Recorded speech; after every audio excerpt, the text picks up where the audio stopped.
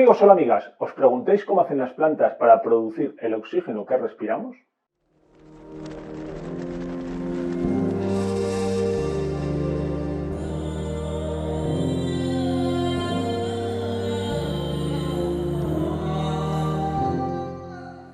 En primer lugar, tenemos que tener en cuenta que no todo el oxígeno que está en la atmósfera lo producen las plantas. Aproximadamente 2/3 de ese oxígeno proceden del terreno.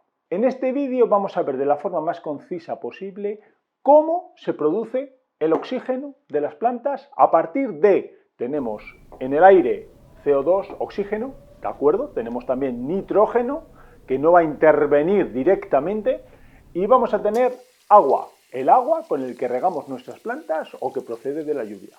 Que sí, que también tenemos las sales minerales en el terreno y que por supuesto también tenemos el sol. Y a partir de todo esto vamos a producir además unos carbohidratos, que es la propia planta en sí, el tallo, las raíces, las hojas, los frutos, todo eso se compone de carbohidratos, que lo vamos a ver en esta fórmula, C6H10O5, que es muy compleja y que puede tener un número n variable.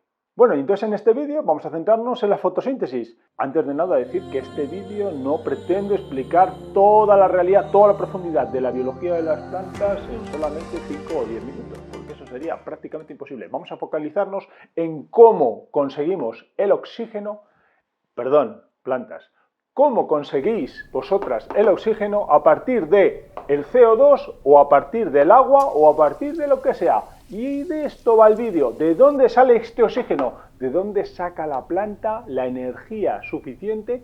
¿Y de dónde procede realmente este oxígeno?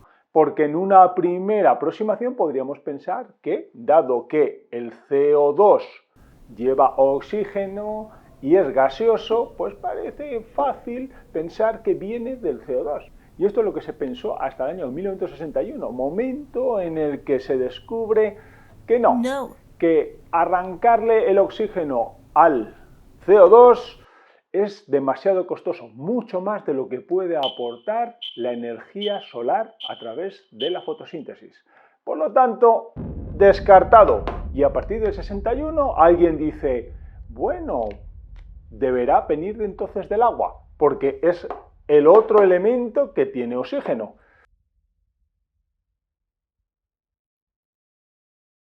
La energía solar, la energía de la luz del sol a través de la fotosíntesis no era capaz de explicar cómo se separaba así esta molécula, porque se descubrió que separar el oxígeno y el hidrógeno necesitaba 3 veces más energía de lo que puede aportar la fotosíntesis. Entonces, pues vienen los estudios, unos estudios marcados por este libro, sí, justo este libro, en el que de un ruso, un equipo de trabajo muy dedicado y que a finales de los años 90 indican un nuevo enfoque. El enfoque de que quizás venga de el agua oxigenada, efectivamente. Yes. El agua oxigenada. ¿Y de dónde sale el agua oxigenada? Antes de nada, bueno, aprovecho para recomendaros este libro, que es densito, muy interesante, pero bueno, voy a tratar de sintetizaros en este vídeo para que evitéis leerlo, a no ser que seáis grandes expertos químicos en la materia y queráis profundizar. Allá va.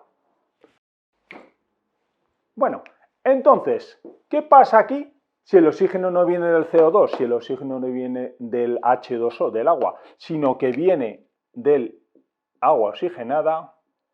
¿De dónde sale esta agua oxigenada? Bueno, tenéis que saber en primer lugar que en la naturaleza el agua no existe totalmente pura. No, ni en los hielos de las cumbres nevadas, ni en el agua de los lagos, ni en el agua del mar. Siempre hay un contaminante presente que es el agua oxigenada, efectivamente. ¿Y cuánta agua oxigenada tiene el agua? Pues depende.